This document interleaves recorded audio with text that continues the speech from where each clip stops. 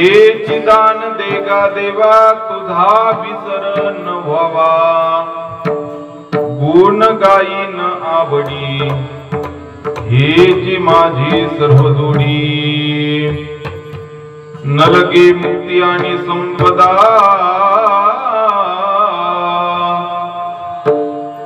संत संग देई सदा गुण गाईन आवडी हेची माझी सर्व जोडी तुका म्हणे गर्भवासी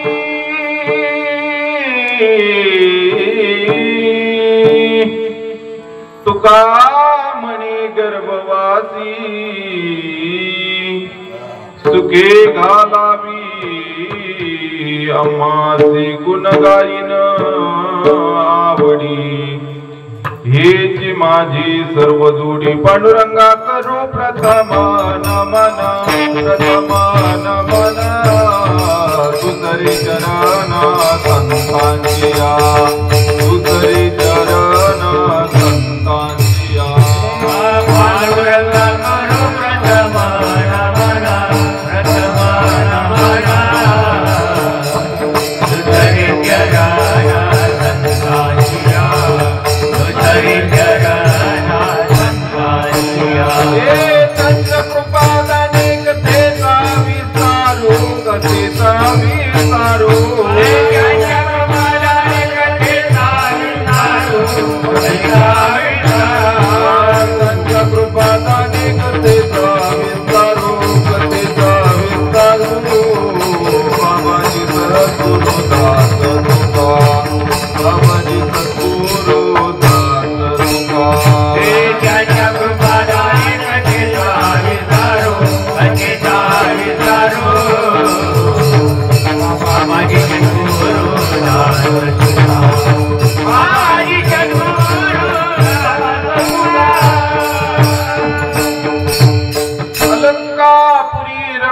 सिंहासनस्थं पदाम्भोज तेजस्पृतिक प्रदेशं विदिन्द्रादिदेवैः सदा स्तूयमानो समाधि समृद्धिं भजे ज्ञानदेवम् ॐ नमो ज्ञानेश्वरा करुणाकरा दयाळा तुमचा अनुग्रह लाधलो पावन झालो चराचर नमामि सुकृं शांतं सच्चिदानंद विग्रहं पूर्ण ब्रह्म परानंदं ईशं आनंदी वल्लभं तुम्ही संत माझी आकडा दिठेचा कराल बहुडा तरी तुम्हा माने एवढा होईन मी शुक्लां ब्रह्म विचार सार परमा माध्यम जगत व्यापिनीं वीणा पुस्तक धारिणी वैपदां जाड्यांधकारापहां हस्ते स्फाटिक मालिकां विदधतीं पद्मासने संस्थितां वन्दे तां परमेश्वरीं भगवतीं बुद्धिप्रदां शारदा इतना तो करना स्वामी जब प्राण तन से निकले गोविंद नाम ले तब प्राण तन से निकले श्री गंगा जी का तट हो जमुना का बंसीवट हो श्री गंगा जी का तट हो जमुना का बंसीवट हो मेरा सावरा निकट हो तब प्राण तन से निकली सेवलागी सेवक झालो सेवलागी सेवक झालो सेवलागी सेवक झालो सेवलागी सेवक झालो लागलो निज चरणा तुमच्या लागलो निज चरणा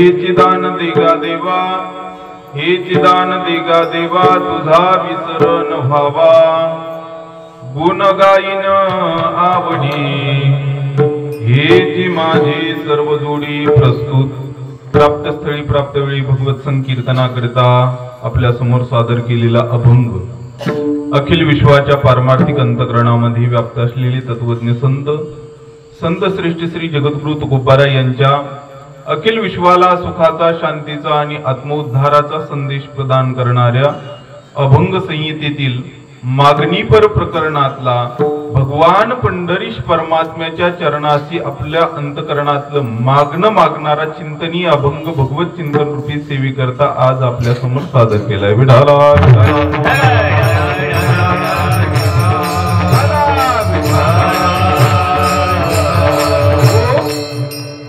अखिल कोटी ब्रह्मांड नायक अकारण कारण करुणावरून आलय भक्तवत्सल भगवान पंढरीश परमात्म्याच्या असीम अपार अनुकंपेद्वारा कैवल्य ज्ञान चक्रवर्ती या विठोबाचा प्राणसखा असलेले मुक्त कैवल्य तेजोनिधी भगवान श्री ज्ञानोबाराय, जगद्गुरु श्रीमंत श्री तुकोबाराय, भगवान श्री हनुमंतरायांच्या कृपेने आशीर्वादाने या ठिकाणी चालत असलेला हा भव्य आणि दिव्य स्वरूपातला भक्ती उत्सव आणि या उत्सवातील कलशपूर्व संध्येची कीर्तन रूपी सेवा आज समस्त ग्रामस्थांच्या वतीने तसेच आमचे अंतराम भाऊ यांच्या संपर्कातून तुम्हा सर्व भाविकांच्या, सर्व भजनी मंडळांच्या दर्शनाचा हा सुयोग आहे. विठाला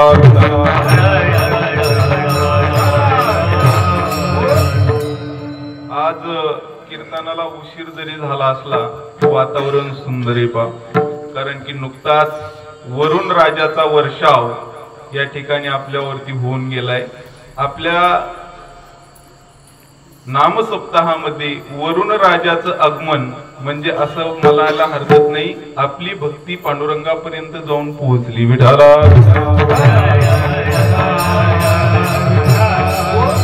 आणि आपलं कीर्तन जवळपास सोडायच्या वेळेस या ठिकाणी सुरू झालेलं आहे पा. तरी देखील तुम्ही जसा मला प्रतिसाद द्याल त्या पद्धतीने मी सेवा करण्याचा प्रयत्न करणार आहे. कारण की आपण सर्व वारकरी मंडळी आहात, आपल्याला प्रभू परमात्म्याचं नामचिंतन करायचंय आणि कीर्तनाला उशीर जरी झाला असला तरी मला चेहऱ्यावरून असं वाटतंय की कीर्तन नक्की आपण 3 वाजेपर्यंत केलं पाहिजे. तसं पाहिलं तर मी तसं 4 वाजेपर्यंत सोडणार नाही तुम्हाला, परंतु जसं तुम्ही प्रतिसाद द्याल त्या पद्धतीने मी चिंतन मांडण्याचा प्रयत्न करणार आहे. आणि सर्व आपण या ठिकाणी ऐकणारी बहुश्रुत मंडळी आहेत पा. ज्यावेळेस वक्त्याच्या समोर भरपूर प्रमाणामध्ये बहुश्रुत वर्ग येत असतो ना, त्यावेळेस वक्त्याला 2 प्रकारच्या अडचणी निर्माण होत असतात. ज्यावेळेस श्रोत्यामध्ये नुसती रसग्राहकता असते ना, त्यावेळेस वक्ता हा दाता असतो, आणि ज्यावेळेस श्रोत्यामध्ये समीक्षकता येते ना, त्यावेळेस वक्ता हा परीक्षार्थी देखील असतो. या दोनही भूमिकांना न्याय द्यायचा आहे मला 1 तास. विठाला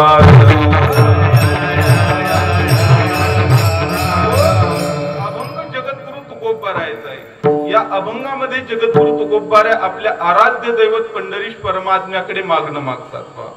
तसं पाहिलं तर मागणी आणि वारकरी संप्रदाय या 2 भूमिका एका समीकरणामध्ये येणं शक्य नाही. कारण की साधर्म्यवान पदार्थाचं एकत्रीकरण होत असतं, वैधर्म्यवान पदार्थाचं एकत्रीकरण होत नसतं. पा, दुधामध्ये दूध मिसळवता येईल, पाण्यामध्ये पाणी मिसळवता येईल, रॉकेल मध्ये रॉकेल मिसळवता येईल, परंतु रॉकेल मध्ये पाणी आणि पाण्यामध्ये दूध मिसळवता येणार नाही. त्याचं कारण असे, साधर्म्यवान पदार्थाचं एकत्रीकरण होत असतं, वैधर्म्यवान पदार्थाचं एकत्रीकरण होत नसतं.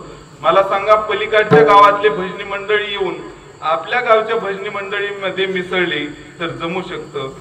या गावचे गोंधळी त्या गावच्या गोंधळीमध्ये जाऊन मिसळले तर जमू शकतं, परंतु भजण्यामध्ये गोंधळी आणि गोंधळामध्ये भजन मिसळू शकत नाही. मला एवढंच सांगायचंय की ज्याचा स्वभाव सारखा आहे, ज्याचे गुण विशेष सारखे आहेत, अशाच गोष्टीचं या ठिकाणी एकत्रीकरण होत असतं, वैधर्म्यवान पदार्थाचं एकत्रीकरण होत नसतं. तसं मागणी आणि तुकोबाराय या ठिकाणी एकत्रित येणंच शक्य नाही, कारण की तुकोबारायांनी वेळोवेळी या ठिकाणी मागणीचा निषेध केलेला आहे. बा विठाला मी पूर्व पक्ष मांडत असताना सांगून जाईल की 4 मुद्द्याच्या आधारे तुकोबाराय मागणी मागू शकत नाही. मी 4 मुद्दे तुमच्या समोर मांडून देईल. तुकोबाराय मागणी मागू शकत नाही त्याचं पहिलं कारण सांगून जातो की तुकोबारायांची परंपरा ही मागणारी नाही.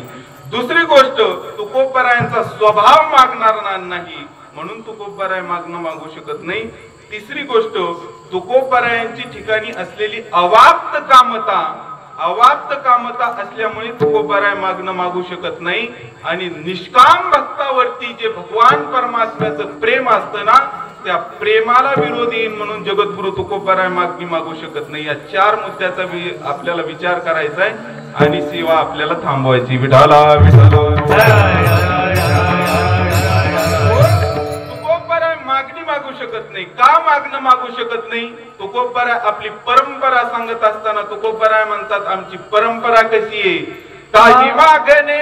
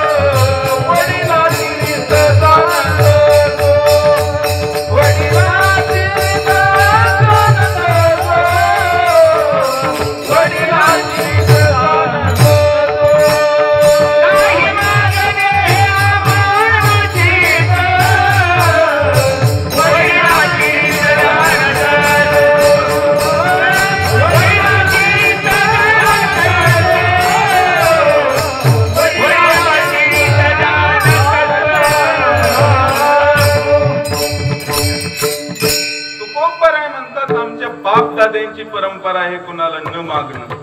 मग आमचे गुरुजी दृष्टांत सांगत असतात, बा गावामध्ये एक पाटील होता आणि पाटलाचा बैल पोळ्याच्या दिवशी पहिला बैल मिरवण्याचा पाटलाच्या बैलाचा मान होता.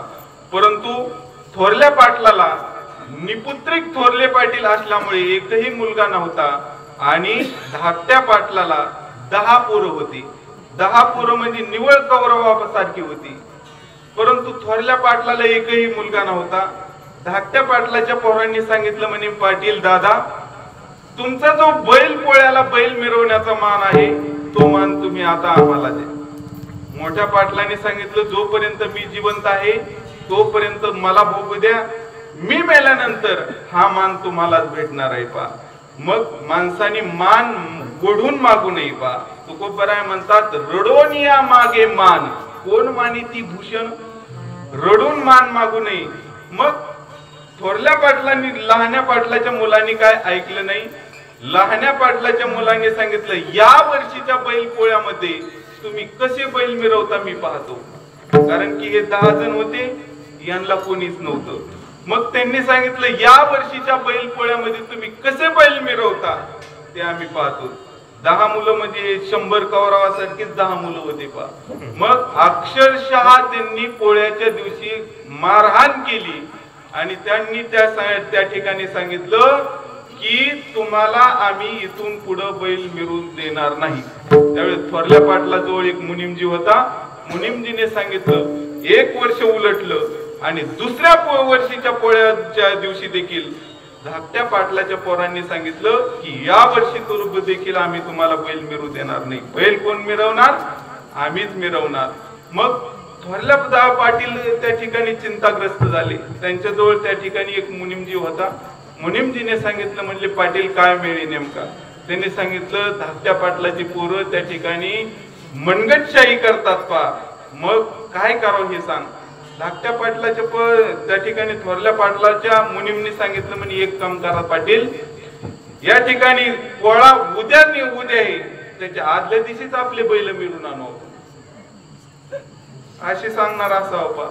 त्यावेळेस थोरल्या पाटलाने सांगितलं आदल्या दिवशी बैल मिरवण्याची आमच्या बाप दाद्यांची परंपरा नाही, बैल मिरण तर पोळ्याच्या दिवशीच मिरण. मग मला एवढं सांगायचंय, सर्वसामान्य माणसं जर आपली परंपरा जर एवढी जपत असेल तर माझे दिव्य जगद्गुरु तुकोबाराय आपली परंपरा कसं मोडतील. म्हणून तुकोबाराय म्हणतात की आमच्या परंपरेला विरोध नाही म्हणून त्या ठिकाणी आम्ही मागणार नाही.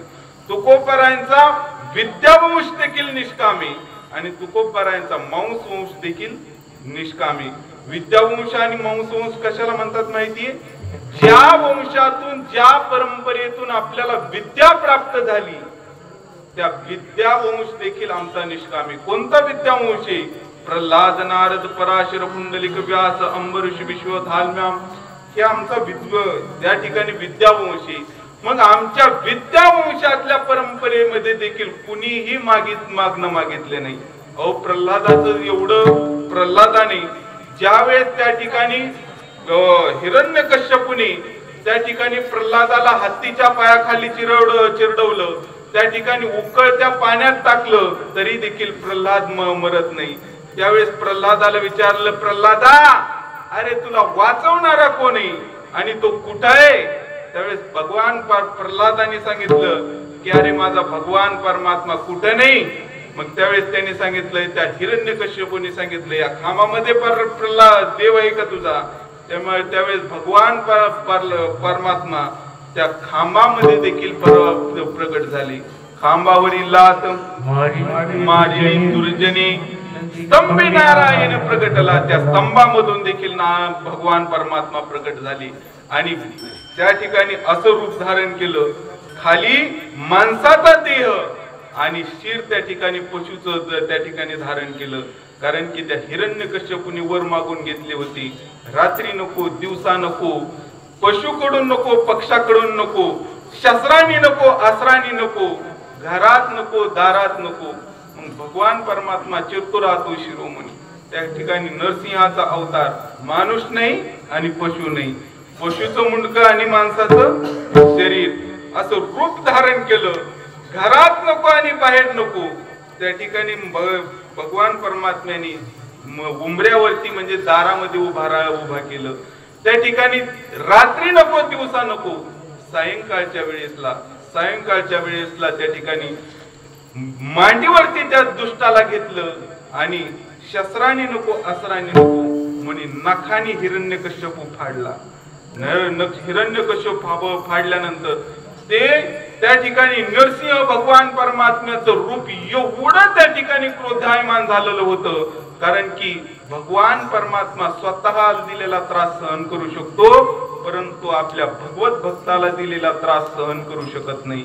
एवढे क्रोधायमान त्या ठिकाणी भगवान परमात्मा त्या हिरण्यकश्यपाचा असं मांस चिरडायचे आणि कुठे तो हिरण्यकश्यपू म्हणायचे आणि त्या मांसामध्ये त्या ठिकाणी विदारू त्या ठिकाणी उड्या मारायचे. एवढे क्रोधिष्ठमान त्या ठिकाणी भगवान परमात्मा झाले होते. त्यावेळेस ते सगळं चित्र विचित्र स्वर्गातून देवांनी पाहिलं. म्हणे आता हे भगवान परमात्म्याचा क्रोध कोण शांत करील? त्यावेळेस त्यांनी सांगितलं या विघ्नहर्त्याची देवता म्हणजे भगवान गणेशाला बोलवलं. म्हणे जय देव जय देव, सुख करता दुःख हरता वार्ता विघ्नाची, देवा विघ्नहर्ता तुम्हीच, सृष्टीवरती विघ्न या ठिकाणी आले, या देवतेचा राग त्या ठिकाणी तुम्ही शांत करा. त्यावेळेस भगवान गणेशाने पाहिलं म्हणे हे थोडं अकराळ विक्राळच रूप दिसते. मग भगवान गणेश म्हणले हे आपण नाही बा करू शकत. म्हणे एक काम करा, म्हणे त्यांच्या मिसेसला बोलवा. कारण की माणूस व्यवहारामध्ये किती जरी डेंजर असला तर मिसेस पाहिल्यानंतर अर्धा गार होतो. अर्धा गार होतो. बाहेर किती मिशा पिळा, घरी गेल्यानंतर तो अर्ध्याच्या पुढे हापकतो. मग ते म्हणे यांच्या मिसेसला बोला. मग लक्ष्मी आई साहेबांना बोलवलं. लक्ष्मी आई साहेबांना बोलवल्यानंतर त्या ठिकाणी लक्ष्मी आई साहेबांनी पाहिलं रूप. ते म्हणले हे आमचं रूपच नाही पा, आमचं रूप कोणतं आहे? शेषशाही आमचं रूप आहे बा, हे आमचं रूप नाही, हे आमचे पतीच नाहीत म्हणे. त्यावेळेस म्हणे आता कोण त्या ठिकाणी आपलं हे संकट कोण निवारण करणार? मग स्वर्गाधिक देवांनी विचार केला, ज्यांच्यासाठी हा रूप अवतार धारण केलाय त्यांना बोला. मग कोण? प्रल्हाद. त्या ठिकाणी प्रल्हादाला बोलवलं आणि सोडलं भगवान परमात्म्याच्या पुढं. प्रल्हाद ओम नमो नारायण, ओम नमो नारायण, ओम नमो नारायण असं करत करत करत करत त्या ठिकाणी त्या नरसिंह परमात्म्याकडे गेले. आणि नरसिंह परमात्म्याकडे गेल्यानंतर भगवान परमात्म्याला आपल्या भगवत भक्ताकडे पाहिल्यानंतर एवढा आनंद झाला, एवढा आनंद झाला तर हिरण्यकश्यपूला असा कडेवरती घेऊन स्वतः नरसिंह भगवान परमात्मा थै थै थै थै थै त्या ठिकाणी नाचू लागला. नाम प्रल्हाद उच्चारे, नाम प्रल्हाद उच्चारे,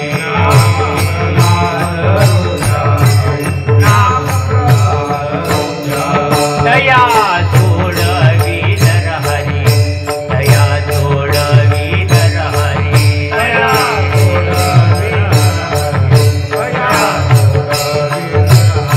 उचलुनी घेतला कडिये वरी, उचलुनी घेतला कडिये वरी, उचलुनी घेतला कडिये वरी, उचलुनी घेतला कडिये वरी, भक्ती सुखी निवारा, निवारा, भक्ती सुखी निवारा, निवारा, नाम परमया परवंत, नाम परमया परवंत, नाम परमया परवंत, नाम परमया परवंत,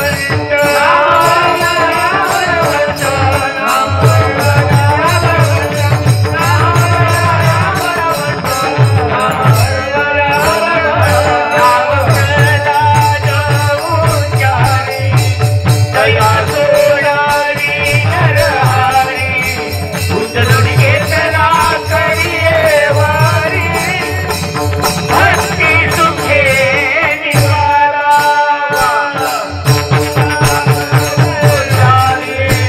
दया सोडावी नरहरी, उचलून घेतला कडिये वारी, भक्ती सुखे निवारा.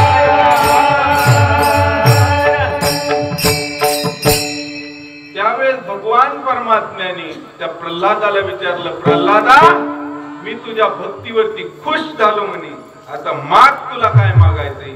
त्यावेळेस भगवान प्रल्हाद त्या ठिकाणी भगवान परमात्म्याला म्हणतात, देवा मी काय मागणारा भक्त वाटलो का? त्या ठिकाणी भागवतामध्ये श्लोक आलेले पहा, सा प्रीतीर विवेकानाम विशेषवन पायिकी त्वाम अनुस्मरत व्यापी. त्या ठिकाणी प्रल्हाद म्हणतोय की आम्ही भक्ती करावी आणि त्या भक्तीच्या मोबदल्यामध्ये आम्ही काहीतरी मागून घ्यावं. आम्ही काय सवय वणिक, त्या ठिकाणी भागवतामध्ये शब्द आलेला आहे पहा. सवय वणिक म्हणजे त्या ठिकाणी आम्ही वाणिज्य करणारे त्या ठिकाणी व्यापारी नाहीत, आम्ही निष्काम भक्त आहोत. मग या विद्यावंशामध्ये भगवान आमच्या जगद्गुरु तुकोबारायांचा जन्म झालाय. तुकोबाराय कसं मागणं मागतील? अहो तुकोबारायचा विद्यावंश न मागणार आहे, तुकोबारायांचा मांसवंश देखील न मागणार आहे. त्या ठिकाणी तुकोबारायचे पूर्वज बोलोबा महाराज ते देखील निष्काम मागणारे आहेत पा. त्या ठिकाणी तुकोबारायांचे पूर्वसुरी नाथ महाराज, त्या ठिकाणी भानुदास महाराज, भानुदास महाराज तर म्हणतात, जरी आकाशवर पडो पाहे ब्रह्म घोड भंगा जाये, घोड वानळ त्रिभोई पाहे, तरी मी तुझीच वाट पाहे गा विठोबा. आम्ही मागणं मागणार नाही. मग तुकोबारायांची परंपरा मागणारी नाही तर तुकोबाराय मागतील कशी? दुसरी गोष्ट, तुकोबारायांचा स्वभाव न मागणार आहे पा. का की तुकोबारायांनी गाथ्यामध्ये मागणाऱ्या विषयी ताशेरे ओढलेले कितीतरी अभंग आहेत पा. तुकोबाराय म्हणतील, एखादा भगवत भक्त जर मागत असेल तर त्याच्या जीवनाला आग लागो. तुकोबाराय म्हणतात, भिक्षा पात्र अवलंबने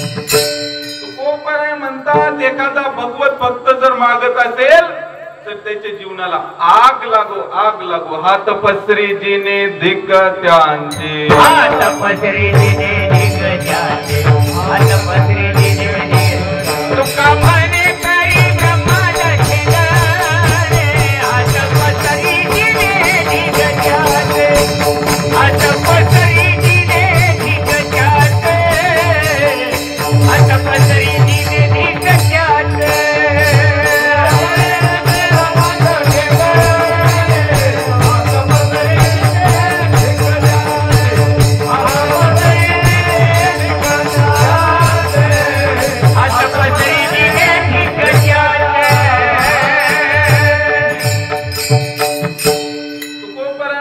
एखादा माणूस जर कुणासमोर हात पसरवत असेल तर त्याच्या जीवनाला धिक्कार असतो का?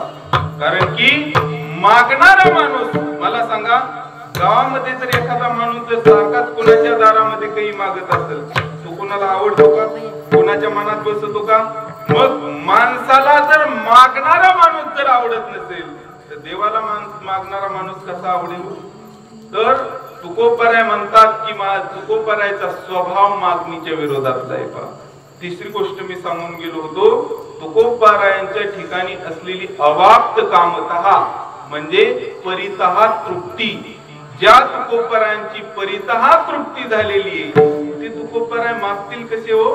की जे ज्या ठिकाणी पंचदशिकार विद्यारण्य स्वामी महाराज म्हणतात की आत्मानमचे द्विजानियाम अयमस्मिती पुरुष किमिच्छन कश्य कामाय शरीरम अनुसंज्वरित.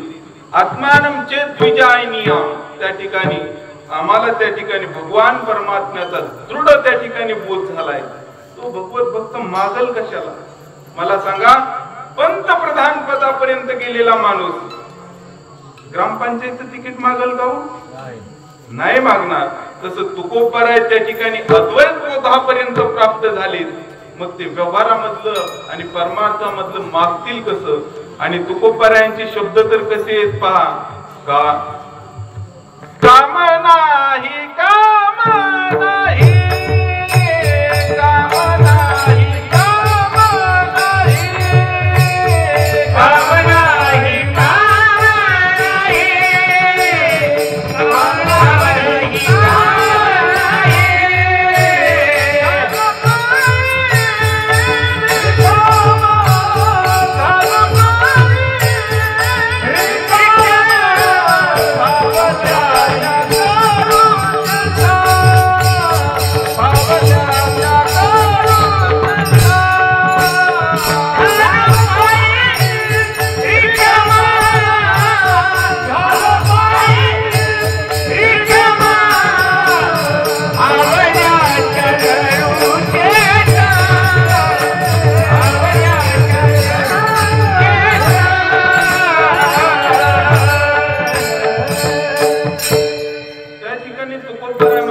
काम नाही काम नाही झालो पाही रिकामा.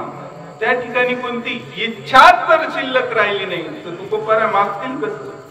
जर समजा तुकोबराय त्या ठिकाणी 2 वेळेस काम शब्द वापरतात पहा, मग 2 वेळेस काम शब्द वापरायला तुकोबरायला काही काम नव्हतं का हो? का तुकोबराय त्या ठिकाणी अलीकडे चवीसारखी होती की टलाट जोडून द्यायला? तर तुकोबराय पहिल्या काम शब्दाने सांगतात आमच्या ठिकाणी कर्तव्य नाही म्हणून त्या ठिकाणी काम नाही, आणि दुसऱ्या काम शब्दाने सांगतात आमच्या ठिकाणी प्राप्तव्य नाही म्हणून काम नाही.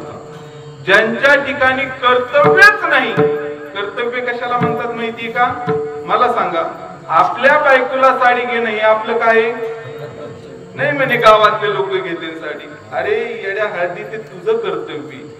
आणि प्राप्तव्य कशाला म्हणतात? गावातल्या नामसप्ताहासाठी वर्गणी देणं याला काय म्हणतात? प्राप्तव्य म्हणतात. कारण की तुकोबरायांच्या ठिकाणी कर्तव्यही उरलेलं नाही आणि प्राप्तव्यही त्या ठिकाणी उरलेलं नाही. निसरे गुण्यो प्रतिविचरताम को विधी को निषेधाहा.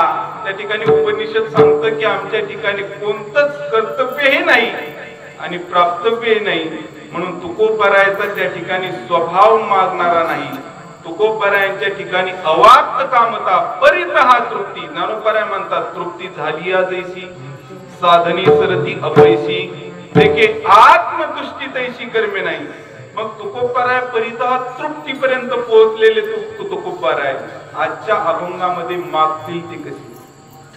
आणि सगळ्यात महत्वाचं म्हणजे तुकोबारायांचं त्या निष्काम भक्तावरती त्या भगवान परमात्म्याचं प्रेम असतं, म्हणून त्या प्रेमाला विरोधी येईल म्हणून तुकोबाराय मागणं मागू शकत नाही. कारण की त्या भगवान परमात्म्याचं प्रेम त्याच व्यक्तीवर बसत असतं की जे भगवत भक्त निष्काम झालेले आहेत. पा नामदेव महाराजांनी तर गोड गोड प्रमाण दिलेले आहे. पा त्या ठिकाणी नामदेव महाराज म्हणतात, मनसी बिभीषण जाना मनसी बिभीषण शहाणा तरी तो महामूर्ख जाना. कारण की कुणाला राज्य देऊन त्या ठिकाणी त्या भगवान परमात्म्याने दूर केलंय, कुणाला प्रत्येकाला खेळणं देऊन तो भगवान परमात्मा दूर करतोय. पा आमचे गुरुजी एक दृष्टांत सांगत असतात. पा एका राजाने त्या ठिकाणी 5 राहण्यासाठी 5 प्रकारचे त्या ठिकाणी पत्र पाठवले आणि त्यांनी सांगितलं तुम्हाला काय काय पाहिजे त्याचं मला पत्र त्या पत्रावरती लिहून द्या. त्या पत्रावरती कुणी सांगितलं मला चप्पल हार पाहिजे, मला कुणी सांगितलं बूट हार पाहिजे, कुणी सांगितलं मला आयफोन पाहिजे, कुणी सांगितलं मला बाप फोन पाहिजे, कुणी सांगितलं मला मारुती व्हॅन पाहिजे, कुणी सांगितलं मला काय पाहिजे. सगळ्यांनी काय काय मागितलं, परंतु एक पत्नी अशी होती त्या पत्नीने फक्त एवढंच मागितलं, फक्त तुम्ही. मग त्या राजाने त्या पत्न्यांना ज्याला जे लागतंय त्याला त्या ठिकाणी ते पुरवलं आणि स्वतः जिने म्हणलं होतं ना त्यांनी फक्त तुम्ही मला पाहिजे त्या ठिकाणी त्या पत्नीच्या खांद्यावरती हात टाकला आणि त्या पत्नीला सोबत घेऊन गेला. म्हणजे काही भक्त त्या ठिकाणी असे असतात की प्रापंचिक गोष्टीच्या नादी लागतात आणि त्या प्रापंचिक गोष्टीमध्ये गुंतून त्या ठिकाणी ते गुंतून राहतात आणि त्या ठिकाणी पुनरपि जननम पुनरपि मरणम या फेऱ्यामध्ये पडतात. परंतु आमचा निष्काम भक्त असं एवढाच असतो की देवा तूच पाहिजे मला. आणि व्यवहारामधल्या मागणारा भक्त त्या ठिकाणी भगवान परमात्म्याला आवडत नसतो. पा त्या उपनिषदातली एक कथा आहे. पा त्या याज्ञवल्क्याच्या जीवनातली कथा आहे. पा 2 त्याला राण्या होत्या. एक त्या ठिकाणी 2 राण्या होत्या. त्या 2 राण्यापैकी त्यांनी सांगितलं तुम्हाला कोणतं राज्य पाहिजे, कुणाला राज्य पाहिजे. त्या ठिकाणी 2 राज्याचे 2 भाग केले आणि दोन्ही पत्न्याला त्या ठिकाणी वाटून दिले. परंतु एका पत्नीने राज्य घेतलं, परंतु दुसऱ्या पत्नीने मात्र राज्य घेतलं नाही. का घेतलं नाही की ती पत्नी म्हणले की ज्या अर्थी तुम्ही आम्हाला राज्याचा त्याग करून तुम्ही काहीतरी वनामध्ये निघून चालले त्या ठिकाणी नक्कीच या राज्यापेक्षा काहीतरी मोठं त्या वनामध्ये असलं पाहिजे. म्हणून त्या पत्नीने सांगितलं हे राज्य मला नाही पाहिजे. त्यावेळेस त्या पत्नीने सांगितलं मला तुमच्या बरोबर यायचे. आणि त्यावेळेस याज्ञवल्क्यांनी त्या ठिकाणी त्या पत्नीला आपला उपदेश केला. त्या उपनिषदातल्या कथा तुम्हाला माहितीच आहेत. पा म्हणून निष्काम भक्तावरती त्या भगवान परमात्म्याचं प्रेम असतं. त्या प्रेमाला विरोध येईल म्हणून तुकोबाराय मागणं मागू शकत नाही. 4 मुद्दे सांगितले. मग आजच्या या अभंगामध्ये तुकोबाराय मागतात ती कशी ऐका. मागणं न मागितलेले आतापर्यंत मी प्रमाण आणि पुरावे दिले, आता मागणं मागितलेले त्या ठिकाणी मी प्रमाण आणि पुरावे देणार. तुकोबारायचा विद्यावंश आणि तुकोबारायचा मांसवंशाने देखील मागणं मागितलेले मी पुरावे देतो.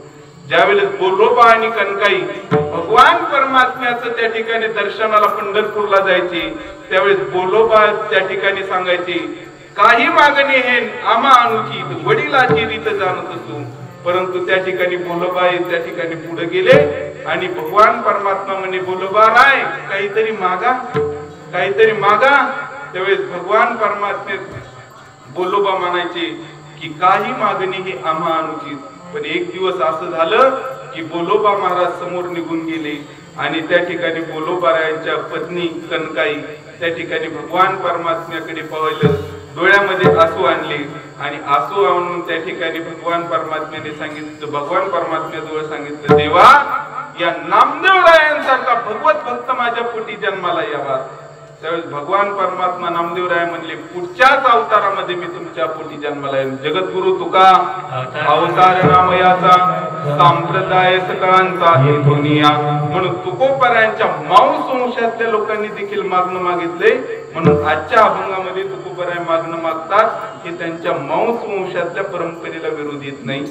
दुसरी गोष्ट, विद्या वंशातल्या लोकांनी देखील त्या ठिकाणी मागणं मागितले. पहा त्या ठिकाणी भगवान त्या ठिकाणी नरसिंह परमात्म्याने ज्या वेळेस त्या ठिकाणी त्यांनी सांगितलं की प्रल्हादा काहीतरी मागा, त्यावेळेस प्रल्हादानी एक प्रकारचं मागणं मागितले. सा प्रीतीर विवेकानाम.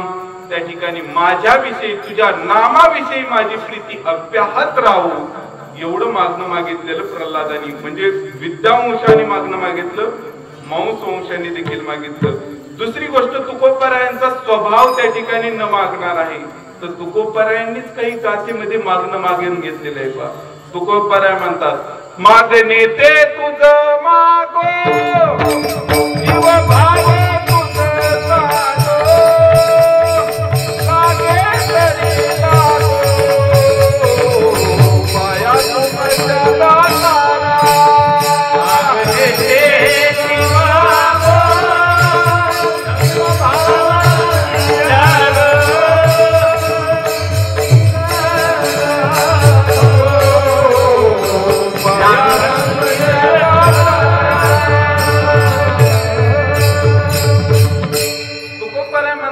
मागणे ते तुझ मागू, परंतु काय मागायचं हे कळलं पाहिजे, कसं मागायचं हे कळलं पाहिजे, कधी मागायचं हे कळलं पाहिजे. आमचे गुरुजी सांगायचे माणसाला 4 कळले पाहिजे. काय मागावं, कसं मागावं, कधी मागावं आणि कोणाकडे मागावं. काय मागावं, भक्तीला परमार्थाला पोषक असलेलं मागावं. मग भक्तीला परमार्थाला पोषक असलेलं तुकोबराय मागतात का? नक्कीच मागतात.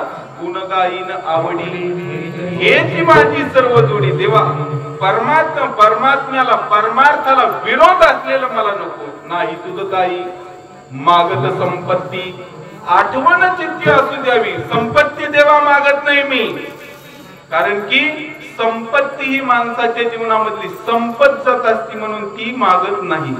मग तुकोबराय त्या ठिकाणी. बरं, तिसरा मुद्दा मी सांगत होतो की तुकोबरायांच्या ठिकाणी असलेली अवाप्त कामता. त्या ठिकाणी तुकोबरायला मागणीची गरज नाही. मग ते मागतात कशासाठी?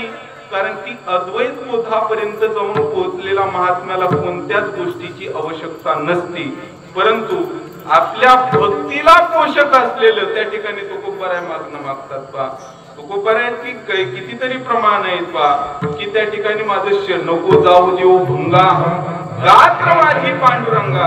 देवा या शरीराच्या द्वारे मला तुझं भजन करायचंय म्हणून हे गात्र माझे त्या ठिकाणी भंगाला जाऊ देऊ नको. म्हणजे भक्तीला जे परमार्थाला पोषक आहे ना ते तुकोबरायांनी वेळोवेळी मागणं मागून घेतलेलं आहे. आणि त्या निष्काम भक्तावरती भगवान परमात्म्याचं प्रेम असतं, त्या प्रेमालाही विरोध जाणार नाही. कारण की भगवत भक्त मागतच असं असतात की जे परमात्म्याला पोषक आहे, परमार्थाला आपल्या भक्तीला पोषक आहे असं भगवत भक्त मागत असतात. मग या 4ही गोष्टीला विरोध येणार नाही असं जगद्गुरु तुकोबराय मागणं मागतात अभंगाच्या पहिल्या हे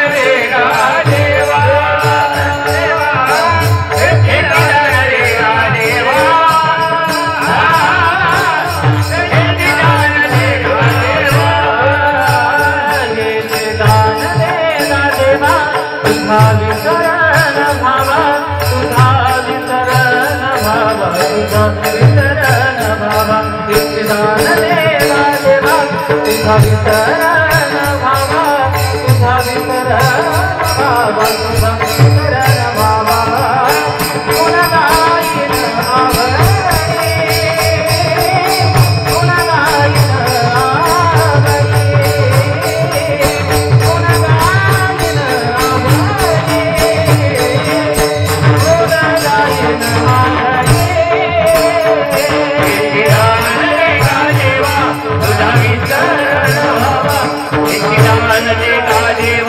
तुझा विसरण भावा निदान दे गा देवा तुझा विसरण भावा निदान दे गा देवा तुझा विसरण भावा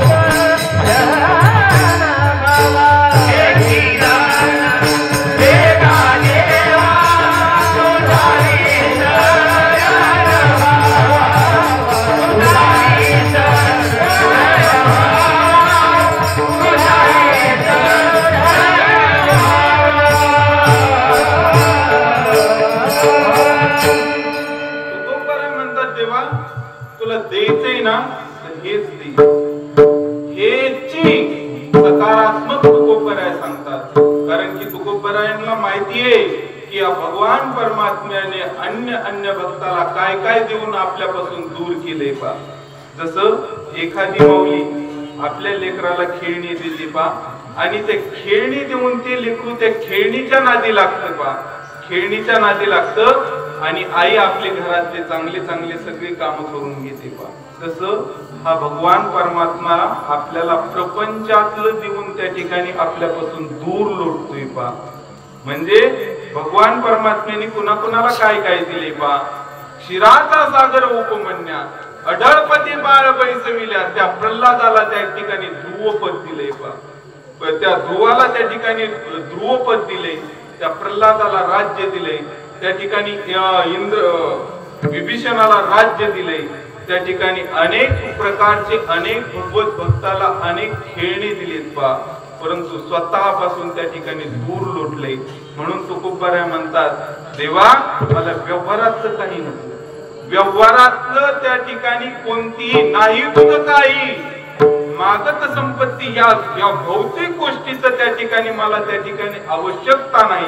कारण की तुकोबरायला देवसत्ता ही देखील माहिती होती आणि दैव सत्ता देखील माहिती होती. अन्नमान धन हे तो प्रारब्ध आधी त्या ठिकाणी अन्न मान धन हे आपल्या जीवनामध्ये प्रारब्धानुरूप आपल्या जीवनामध्ये भेटत असतं. आणि गुरुवर्य चंद्रशेखर महाराज देगलूरकरांच्या मुखातलं एक वाक्य सांगून जाईल की माणसाच्या जीवनामध्ये प्रारब्धात नसलेली गोष्ट तुम्हाला प्रयत्नाने मिळवता येईल पण ती समाधान देणार नाही. त्याचं उदाहरण जर सांगायचं झालं तर आत्मदेव नावाच्या ब्राह्मणाची भागवतामध्ये आलेली कथा तुम्हाला चांगली माहिती आहे पहा. बरोबर. आत्मदेव नावाच्या ब्राह्मणाला पुत्र संतती नव्हती. पुत्र संतती नसल्यामुळे तो व्याकुळ झाला. एका संत महात्म्याकडे साधू महात्म्याकडे गेला आणि त्याने सांगितलं माझ्या जीवनामध्ये पुत्र संतती का निर्माण नाही होत. त्यावेळेस त्या साधू महात्म्याने सांगितलं आत्मदेवा तुझ्या प्रारब्धामध्ये पुत्र संतती नाही. त्यावेळेस आत्मदेवाने सांगितलं महात्म्याला सांगितलं देव काहीही करा परंतु मला पुत्र संतती कशाच्या योगाने निर्माण होईल याचा मला काहीतरी उपाय सांगा. त्यावेळेस संत महात्म्याने सांगितलं साधूने सांगितलं आत्मदेवा जी गोष्ट प्रारब्धात नाही ती प्रयत्नाने मिळवता येईल परंतु आनंद नाही देणार ती सुख नाही देणार. त्यावेळेस आत्मदेव नावाच्या ब्राह्मणाला साधूच्या आशीर्वादाने पुत्र संतती झाली पण आनंद नाही दिला. दुसरं उदाहरण चालता चालता सांगून येईल. राजा दशरथाच्या प्रारब्धामध्ये पुत्र संतती नव्हती परंतु प्रयत्नाने ऋषीच्या तपश्चर्याने सामर्थ्याने मिळवली झाली परंतु आनंद सुख नाही दिला. संततीपासून सुख आत्मदेवालाही भेटलं नाही आणि राजा दशरथाला देखील सुख भेटलं नाही. म्हणून अन्न मान धन हे तो प्रारब्धाधीन, प्रारब्धानुरूप घडणाऱ्या गोष्टी प्रारब्धाने घडत असतात. म्हणून देवा मला दैव सत्ता ही माहिती आहे आणि मला देव सत्ता देखील माहिती, म्हणून मला व्यवहारातलं काही नको. कारण की व्यवहारातलं तुकोपराय म्हणतात, देव म्हटले देवा तुकोपराय तुम्हाला भौतिक गोष्टीचा तुम्ही निषेध करताय, मग तुम्हाला ब्रह्मपद पाहिजे का? तर तुकोबराय म्हणतात ब्रह्मादिक पदे सुखाची शिराणी. या ठिकाणी ते देखील दुःखी आहेत. ब्रह्मा विष्णू शंकर दुखिया जेने सृष्टी कमाई, जे लोकीचा चंद्र क्षय रोगी, त्या ठिकाणी ते सुद्धा दुःखी आहेत. म्हणून देवा ते ब्रह्मपद देखील नको. मग तुकोबराय म्हणतात, देव म्हणतो का नको? तर तुकोबराय म्हणतात तुका म्हणे त्यांचे कळले आम्हावर, तुका म्हणे त्यांचे कळले आम्हावर, तुका म्हणे त्यांचे कळले आम्हावर, तुका म्हणे त्यांचे कळले आम्हावर. जे कर्म धर्म माझी बंधन, जे कर्म धर्म माझी बंधन आणि गणलगे माई गपदात, आणि गणलगे माई गपदात. जय कर्म धर्म नाशिवंत, जय कर्म धर्म नाशिवंत, आणि गणलगे माई गपदात,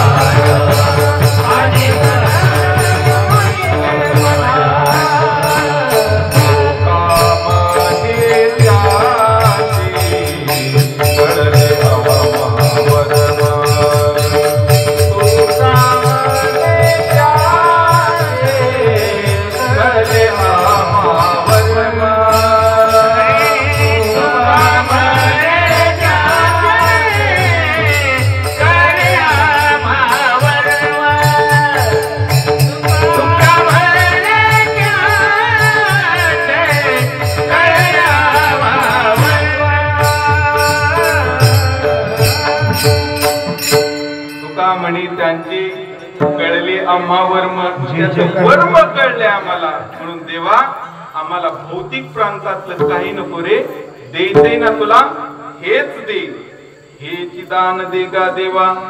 काय दे? तुझा विसर न व्हावा.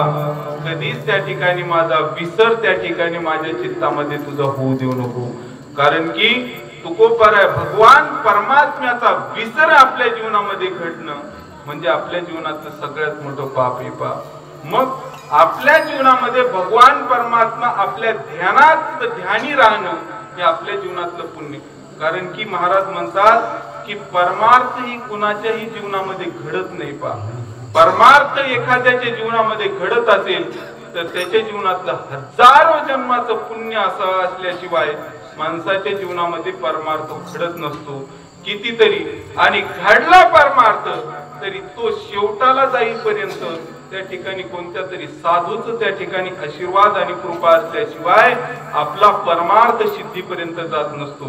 म्हणून तर तुकोबराय म्हणतात बहुधा सुकृताची थोडी म्हणून विठ्ठली आवडी. नामदेव महाराज म्हणतात जन्मो जन्मी आम्ही बहु पुण्य केले, जन्मो जन्मी आम्ही तेव्हा या विठाले कृपा केली, तेव्हा या विठाले कृपा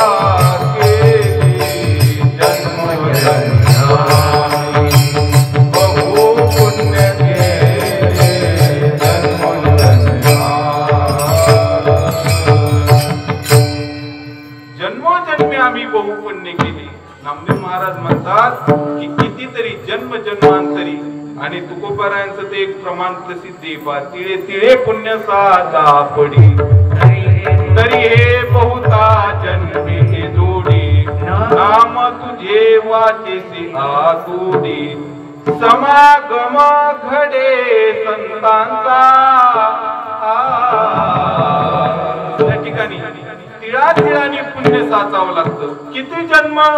तुकोबराय अनंत जन्मी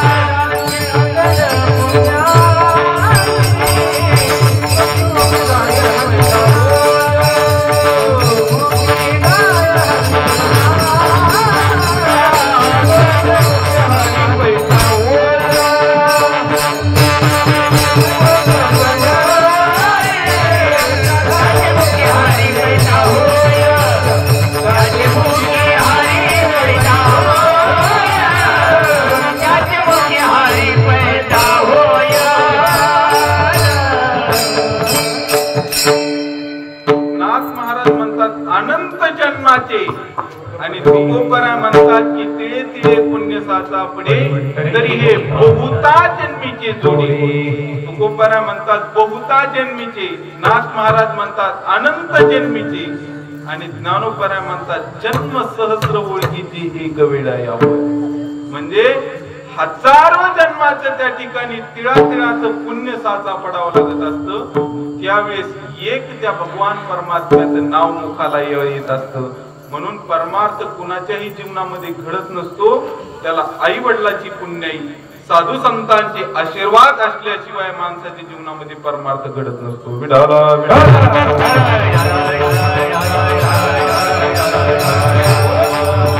या ठिकाणी चांगली संतती आपल्या कुळामध्ये एक हरिभक्त येण्यासाठी काहीतरी हजारो जन्माचं आपल्या पूर्वजाचं पुण्य असावं लागत असतं. त्यावेळेस एक हरिभक्त आपल्या कुळामध्ये जन्माला येत असतो पा. आणि सध्याच्या काळामध्ये तर फार कठीण गोष्ट झाली. सध्याच्या काळामध्ये भौतिक गोष्टीचा उहापोह होत चाललाय पा. सध्याच्या काळामध्ये लोक फार एज्युकेटेड होत चालले परंतु संस्कारहीन होत चाललेत पा. सध्याच्या काळामध्ये जर सध्या अनाथ आश्रम वृद्धाश्रम जर पाहिले ना, सगळ्यात जास्त क्वालिफाईड लोकांची त्या ठिकाणी एज्युकेटेड लोकांची संख्या त्या वृद्धाश्रमामध्ये पा. कारण की शेतकऱ्याची मुलं आपल्या आईवडिलाला जिम्मेदारीने सांभाळू शकतात परंतु नोकरदाराची सर्व्हिसवाल्याची मुलं आपल्या आईवडिलाला सांभाळू शकत नाही. म्हणून मी वाक्य चालता चालता सांगून जाईल, काही लोकांनी आपल्या मुलांना सुशिक्षित साक्षर बनवलं परंतु संस्कार नाही दिली. म्हणून ते आई वडील आपल्या मुलांचे सगळ्यात मोठे शत्रू असतात की ज्या आई वडिलांनी आपल्या मुलांना केवळ साक्षर बनवलं, त्या ठिकाणी सुशिक्षित, त्या ठिकाणी सुसंस्कारी नाही दिलं. म्हणून सध्याच्या काळामध्ये क्लास 1 क्लास 2 हे सगळे वृद्धाश्रमामध्ये, कारण की त्यांनी मुलांसाठी केवळ संपत्ती त्या ठिकाणी जमा करून ठेवली, संस्कार नाही. म्हणून सध्याच्या काळामध्ये मुलाबरोबर एक वाक्य चालता चालता सांगून जाईल. स्वामी विवेकानंद म्हणतात, ज्या दिवशी या भारत देशातले तरुण माता पिता आपल्या आई वडिलाला, आपल्या पाल्याला गाथा ज्ञानेश्वरीचे विचार आणि अध्यात्माचे संस्कार देतील ना, त्या दिवशी या भारत देशातले अनाथ आश्रम, वृद्धाश्रम आणि कत्तलखाने बंद झाल्याशिवाय राहणार नाही. आणि ज्या दिवशी या भारत देशातले अनाथ आश्रम, वृद्ध आश्रम आणि कत्तलखाने बंद होतील ना, त्या दिवशी या भारत देशामध्ये खऱ्या अर्थाने रामराज्याला सुरुवात झाली म्हणायला काही हरकत नाही. म्हणजे सध्याच्या काळामधली परिस्थितीचा विचार जर केला तर त्या ठिकाणी सगळ्यांनी संघटित होण्याची वेळ आली. थोडं मी साईडला जाऊन बोलतो पा. या भारत देशामध्ये, या भारताच्या प्रांतामध्ये जर तुमची जात आणि धर्म विचारून जर गोळ्या घालत असतील तर मला असं वाटते तुमचा धर्म म्हणून तुम्ही एकत्रित होण्याची सध्याच्या काळामध्ये गरज आलेली पा. कारण की तुमचा धर्म विचारल्यानंतर तुम्हाला जर लोक गोळ्या घालत असतील तर तुम्ही धर्म म्हणून एकत्रित येणं सध्याच्या काळामध्ये गरज आहे. आणि सर्व धर्माला आणि धर्म संघटनेला एकत्रित आणण्याचं सामर्थ्य फक्त आणि फक्त वारकरी संप्रदायामध्ये. सध्याच्या काळामध्ये धोतर, टोपी, उपर्ण ही संस्काराची शिदोरी जर कोणी जपून ठेवली असेल तर ती आमच्या वारकरी संप्रदायाने जपून ठेवली. नाही तर हल्लीच्या काळामध्ये लोक बुट घालून जेवायला बसतात आणि जे बुट काढून आपले वारकरी कपडे काढून जेवायला बसतात त्यांना लोक गावंढळ मानतात. आम्ही म्हणत असतो तुम्ही त्याच वेळेस सुशिक्षित होताल ज्यावेळेस बुट घालून नाही, बुटात भात घेऊन जेवायला बसतात, त्यावेळेस तुम्ही खरे सुशिक्षित होता. म्हणजे वारकरी संप्रदायाला कोणी गावंढळ मानण्याचं काही कारण नाही. कारण की वारकरी संप्रदायाने एवढे हिमालयाच्या उंचीचे माणसं दिलेत पा. आपल्या परिसरामध्ये देगलूरकरांची परंपरा असेल, औसेकरांची परंपरा असतील, या परंपरेने सगळ्यात हिऱ्यासारखे, मोत्यासारखे माणसं वारकरी संप्रदायात दिले.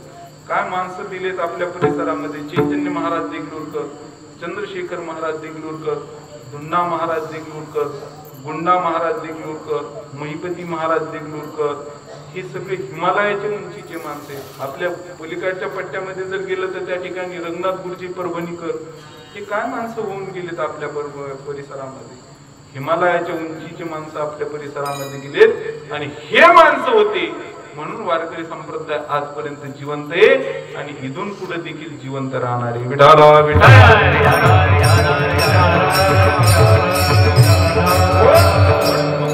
म्हणतात मला भौतिकतेच्या प्रांतामधलं काही नको, मग द्यायचंय ना तर हेच दे. काय दे? तुझा विसर न व्हावा देवा, तुझा माझ्या जीवनामध्ये विसर होऊ देऊ नको. कारण की जर विसर जर तुझा मला पडला तर देवा माझ्या जीवनामध्ये करोडो जन्माची त्या ठिकाणी पुण्याची सामग्री त्या ठिकाणी कमी होऊन जाईल. म्हणून देवा तुझा विसर माझ्या जीवनामध्ये पडू देऊ नको. मग विसर न पडल्यानंतर तुकोबरायला देव म्हणतो की देवा तुकोबराय तुम्ही काय करणार?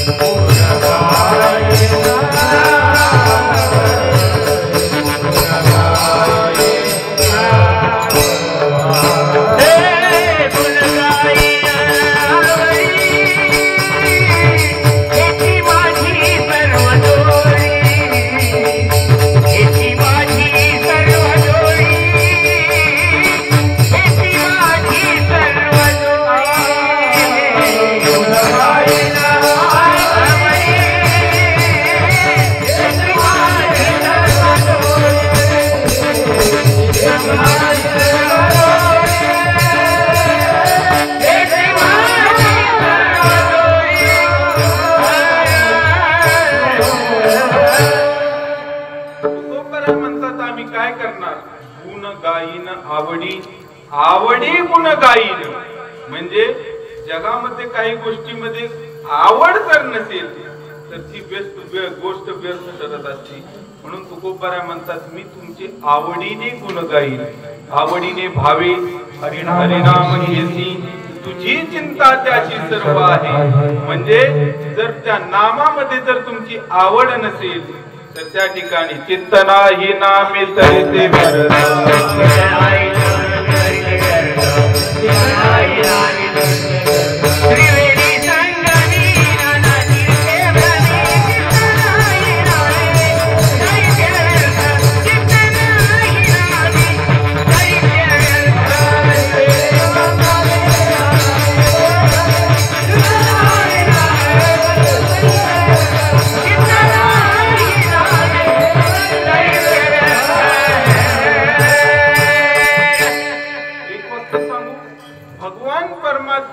अंतःकरणामध्ये प्रेम निर्माण होणं हे माणसाच्या जीवनामध्ये भगवान परमात्म्याच्याच कृपेने घडत असतं. कारण की त्याच्या कृपेशिवाय माणसाच्या अंतःकरणामध्ये त्याच्याविषयी प्रेम निर्माण होत नसतं. कारण की माणसं ऋषीमुनी जरी झाले असले तर त्यांचं देखील भगवान परमात्म्याविषयी त्यांना प्रेम निर्माण नाही झालं. आत्मनिष्ठ जरी झाले जीवनमुक्त तरी भक्ती सुख दुर्लभ त्या. म्हणून तुकोबाराय म्हणतात मज ते हासतील संत कोणते जिहिते ते केले अमूर्तिमंत नाही मूर्तिमंत मनोनी उद्वेगले चित्त आहाच भक्त ऐसा दिसे. असं कितीतरी प्रमाण सांगता येतील. म्हणून तुकोबाराय म्हणतात गुण गाई नावडी हेची माझी सुरोसोडी नलगे मुक्ती आणि संपदा. आम्हाला मुक्तीही नको आणि संपदाही नको. मग मला सांगा प्रत्येक जीव अत्यंत मुक्तीचं स्वरूप काय सांगितलंय वेदांत शास्त्राने अत्यंतिक दुःखाची निवृत्ती आणि परमानंदाची प्राप्ती याचं नाव आहे मुक्ती. परंतु तुकोबाराय म्हणतात ती मुक्ती सुद्धा आम्हाला नको. मोक्ष पद तुच्छ कारणे आम्हा जन्म घेणे आम्हाला हे मोक्षपद सुद्धा नको. मोक्ष तुमचा देवा तुम्हा दुर्लभची ठेवा. तो तुमचा मोक्ष जरी असला तर तो आम्हाला नको. कारण की त्या मोक्षामध्ये ते उठविन लाळ ब्रह्मज्ञानी हाती मुक्त आत्मस्थिती सांडवीन. त्या ठिकाणी या ठिकाणी या भक्तीसाठी तरी भक्ती सुख दुर्लभते आम्ही आताच प्रमाण सांगून गेलो. मुक्त जरी झाला तर त्या भगवान परमात्म्याच्या सगुण स्वरूपाचा आनंद त्याला भेटलच म्हणून सांगता येत नाही. म्हणून त्या भगवान परमात्म्या देवा तुझ्या गुण गाणे इतकं सुख या जगामध्ये दुसरं कोणतं नाही. अहो व्यासांनी 6 शास्त्र 18 पुराण त्या ठिकाणी निर्माण केले. 4 वेदाचे 4 भाग निर्माण केले. परंतु समाधान नाही लाभलं. मग समाधानासाठी श्रीमद भागवत कथाची उत्पत्ती त्या ठिकाणी व्यासांनी केली. का की ती भागवत कथा ते भगवान परमात्म्याची गुणगान गाणारी कथा आहे. तव कथामृतम तप्त जीवनम कविभिदितम कल्मषापहम श्रवण मंगलम. त्या भगवान परमात्म्याची गुणानुवाद त्या ठिकाणी गाण्यामध्ये जे सुख आहे ना ते सुख जगामध्ये मुक्त पदामध्ये नाही. म्हणून तुकोबाराय म्हणतात घोटविन लाळ ब्रह्मज्ञाना हाती. त्या ब्रह्मज्ञानाला सुद्धा आम्ही एवढी भक्ती करू की त्या ठिकाणी त्याला सुद्धा लाळ घोटावी वाटली पाहिजे. चालता चालता सांगून जाऊ की एक वाक्य जगामधला कितीही श्रीमंत असू द्या करोडपती असू द्या अब्जोपती असू द्या खरब असू द्या अरबपती असू द्या पण त्यांनी आमच्या वारकऱ्याचा ज्ञानोपरायच्या सोहळ्यातला वारकऱ्याचा आनंद पाहिला ना तर क्षणभर का होईना लाळ घोटली पाहिजे. त्याला भोगावर त्यागाने मिळवलेला विजय म्हणतात. विठाला म्हणून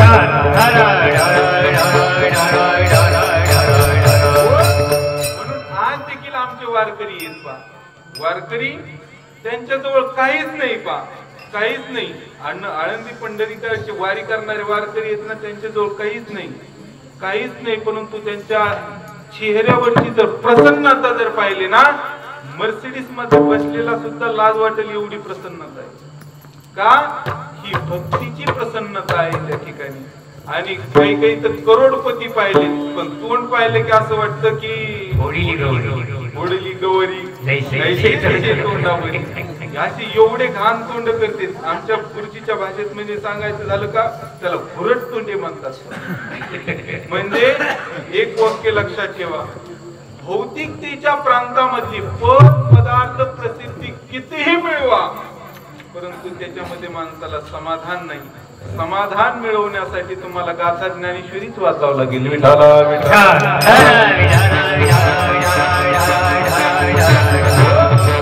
म्हणून तुम्ही एक चालता सांगून जाईल एक चालता वाक्य सांगून जाईल. आपल्या जीवनातले 24 तासामधले फक्त 5 मिनिट तुम्ही गाथ्यासाठी आणि ज्ञानेश्वरीसाठी द्या.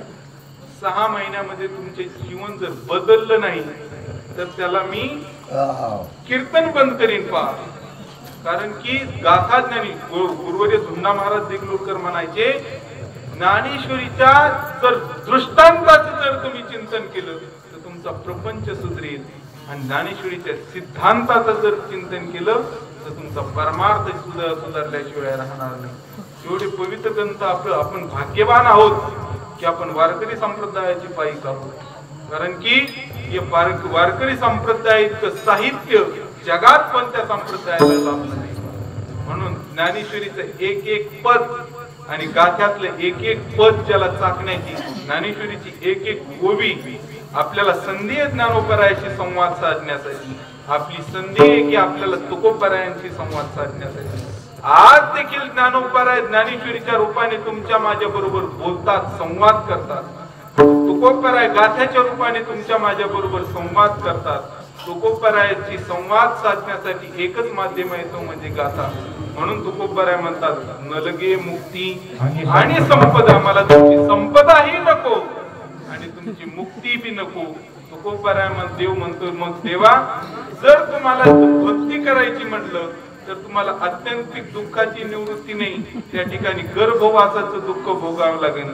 तर तुकोबराय म्हणतात, तुका म्हणे गर्भवासी सुखे घालावी आम्हाची. कारण की गर्भवास देखील तुकोबरायाला माहित नाही का गर्भवासाचं दुःख किती, काय सांगू गर्भीची यातना मज भोगिता नारायणा मांस मळ मूत्र जाना तव क्षण क्षणा ध्यातसे. मग एवढं या गर्भवासाचं दुःख असताना देखील त्या ठिकाणी का म्हणतात तुकोबराय? तुकोबराय म्हणतात की या गर्भवासापुढे, या गर्भवासाच्या दुःखापुढे, भगवान परमात्म्याच्या सगुण साकार सुखापुढे त्या ठिकाणी त्या गर्भवासाचं दुःख त्या ठिकाणी शुल्लक आहे. म्हणून तुकोबराय म्हणतात, घेईन मी जन्म यासाठी देवा तुझी चरण सेवा, एक नाही कितीतरी जन्म आम्ही तुम्ही तुझ्या सेवेसाठी घेऊ. म्हणून या गर्भवासाचं दुःख देखील आम्ही भोगायला तयार आहोत. उपदोन या पुढे ती येऊ. उद्याच्याला आपल्याला पाहायचंय पा काला खाऊ दई भात, या काला खाण्यासाठी आम्ही पुन्हा पुन्हा जन्माला येऊ आणि पुन्हा पुन्हा त्या भगवान परमात्म्याची भक्ती करू. अशा पद्धतीने तुकोबराय म्हणतात, त्या भगवान परमात्म्याचं भजन चिंतन करण्यासाठी आम्ही पुन्हा येणार आहोत. त्या भगवान परमात्म्याचे एकदा आपण चिंतन करू. विठोबा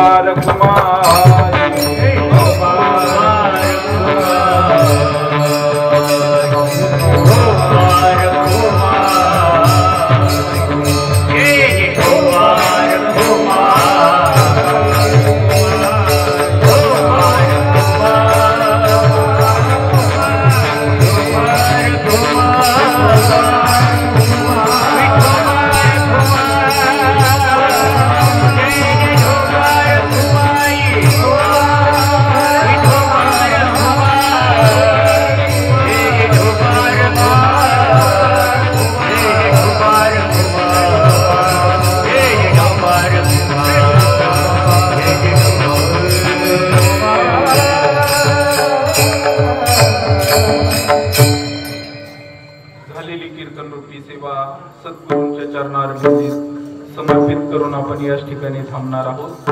अतिशय सुंदर आपल्या गावाचं वातावरण आहे, ऐकणारी मंडळी आहे.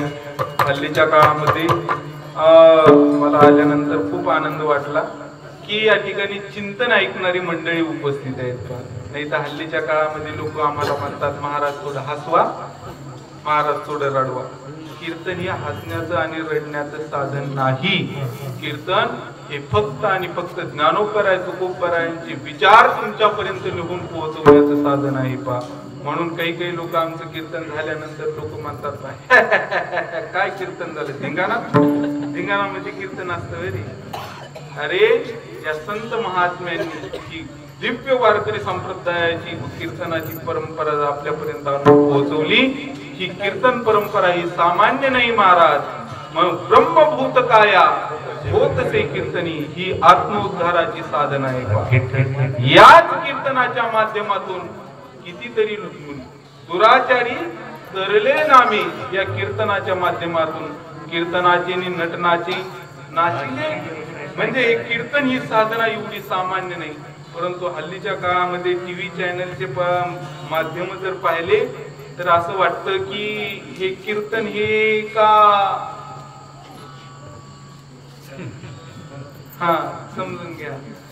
तर अशा प्रकारे वारकरी संप्रदायाच्या कीर्तन परंपरेच्या या ठिकाणी आपण पायिक आहात आणि त्या परंपरेला मी एक वाक्य चालता चालता सांगून जाईल की वारकरी संप्रदायाची दिव्य परंपरा आपल्याला नाही मोठी करता आली तर करू नका, पण ज्ञानोपराय तुकोबरायांनी घालून दिलेल्या परंपरेला, सद्गुरु जोग महाराजांच्या या परंपरेला आपल्यामुळे कुठलाही गालबोट लागला नाही पाहिजे.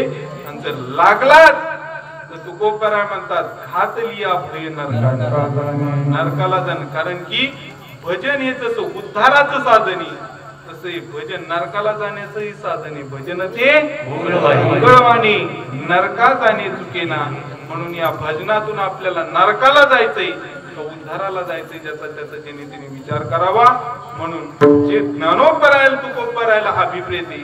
ऐका, कीर्तने लोकांसाठी नाही करायचं, कीर्तने लोकांसाठी नाही करायचं, कीर्तन हे माझ्या प्रभू परमात्म्यासाठी करायचंय, कीर्तन हे माझ्या ज्ञानोपरायासाठी करायचंय. कारण की भगवान प्रत्यक्ष भगवान परमात्मा आपल्या कीर्तनाला उभा असतो. माहिती आहे तुम्हाला, जे संत भार पंढरीत कीर्तनाचा गजर होत तेथे असे देव उभा. त्या ठिकाणी देव त्या ठिकाणी कीर्तनामध्ये उपस्थित असतो.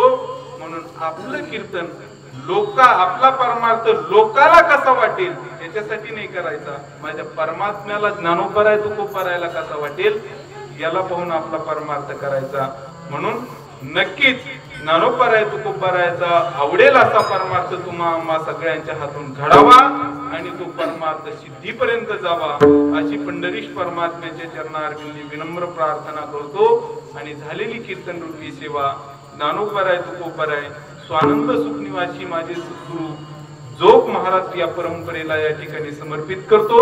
जे काही योग्य असेल ते माझ्या सद्गुरु जोग महाराज परंपरेचा प्रसाद म्हणून ग्रहण करा.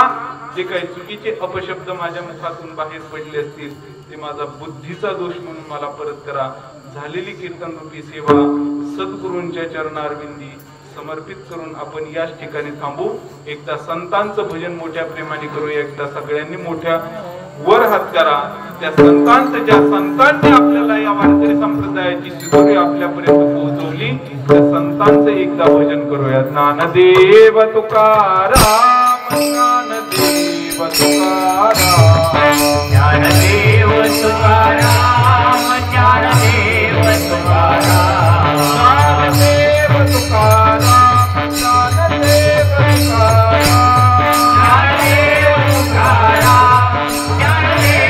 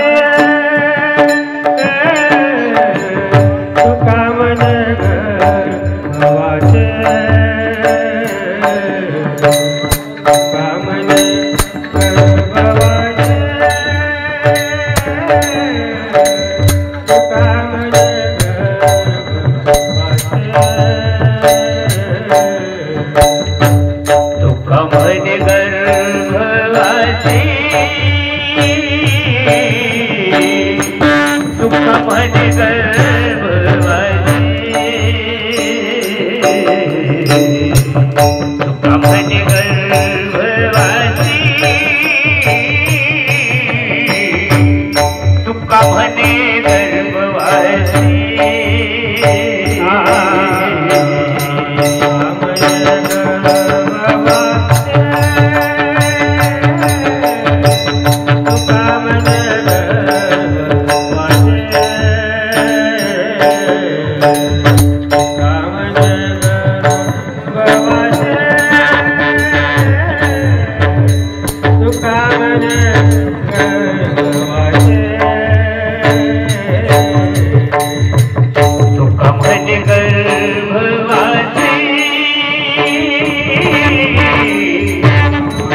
म्हणे